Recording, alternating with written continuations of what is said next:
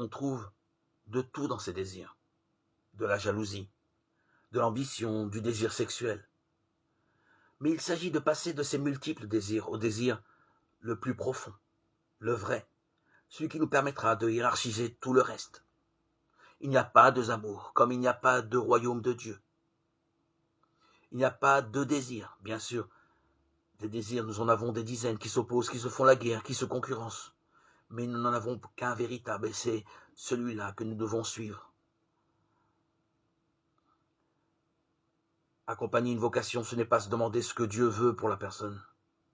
C'est l'aider à se demander ce qu'elle veut au fond d'elle-même, ce qu'elle veut réellement. Parce qu'en réalité, c'est la même chose.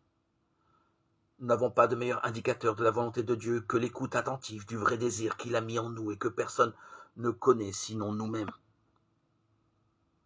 Nous nous méfions de nous-mêmes et nous avons souvent raison de le faire. Alors méfions-nous de nous-mêmes tant que nous voudrons, mais faisons confiance à Dieu. Il sait ce qu'il fait, lui. Il ne nous a pas créés distraitement, un peu trop vite, sans faire attention. Faisons confiance à l'acte créateur. Discernons notre vocation, réalisons notre vocation, qui est de vivre une vie chrétienne.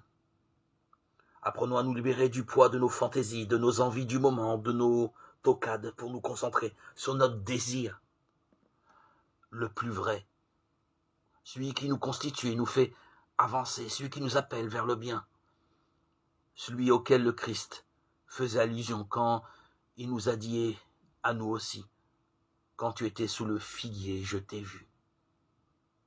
Que ta volonté soit faite, Seigneur, ta volonté, c'est-à-dire la mienne, c'est-à-dire celle que tu as placée en moi, et qui ne me laissera jamais tranquille, tant qu'elle ne m'aura pas conduit jusqu'à toi.